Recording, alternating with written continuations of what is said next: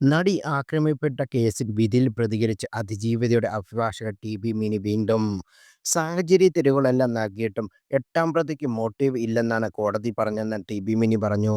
അഭിഭാഷകരുടെ വാക്കുകളിലേക്ക് എട്ടാം പ്രതി മാത്രം മോട്ടീവ് ഉണ്ടായിട്ടില്ല എന്ന് പറയുകയാണ്.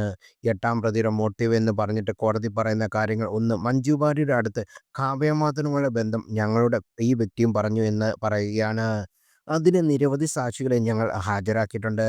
ചില ആളുകൾ പറയുന്നത് 20 സാക്ഷികൾ കൂറുമാറി എന്നാണ്.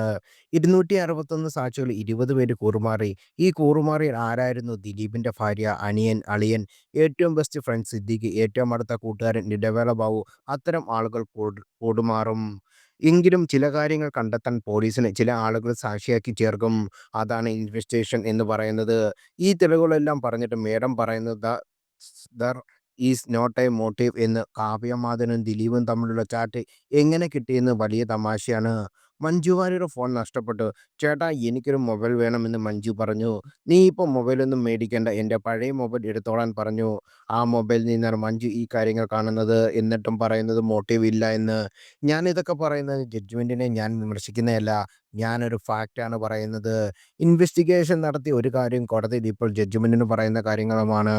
ഫെയർ ക്രിറ്റിസിസം നമുക്കൊരു പ്രശ്നമല്ല. പക്ഷേ ഞാൻ ഫാക്ട് ക്രിറ്റിസൈസ് ചെയ്യുന്നത് പോലുമില്ല. തീരുമാനിക്കേണ്ടത് നിങ്ങളാണ്. മഞ്ജു വാര്യരും ഗീതു മോഹൻദാസും എല്ലാം പ്രാധാന്യം അതിജീവിത എന്ന് വന്ന് വന്ന് പറഞ്ഞു. ഇതാണ് കാരണം ഇത്.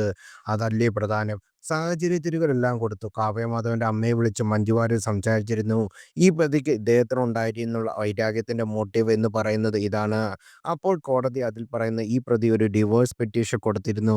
ആർക്കെതിരെ? എമ്മിനെതിരെ. ഈ നോട്ടീസ് കിട്ടിക്കഴിഞ്ഞപ്പോൾ ഇതാരൊക്കെ ഇടപെട്ട് ആ പ്രശ്നം ജോയിന്റ് ഡിവോഴ്സിലേക്കാക്കി.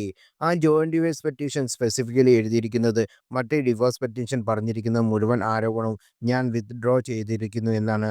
അതുമാത്രമല്ല ഞാൻ ആ പെറ്റീഷനും വിത്ത്ഡ്രോ ചെയ്തതെന്നാണ്. ദിലീപ് ഇതുകൊണ്ടൊന്നും ഒരു ചുക്കും സംഭവിക്കാൻ പോകുന്നില്ല. മുകളിലേക്ക് നോക്കി അയാൾ പറഞ്ഞു. അങ്ങനെ പറയുമ്പോൾ ആ പെറ്റീഷൻ എവിഡൻസ് വാല്യൂ ഉണ്ടോ? ഇല്ല. പക്ഷേ നമ്മുടെ മേഡം പറയുന്നത് അതെ ഞാൻ എവിഡൻസ് എടുക്കൂ എന്നാണ്. ജഡ്ജ്മെന്റിൽ അങ്ങനില്ല.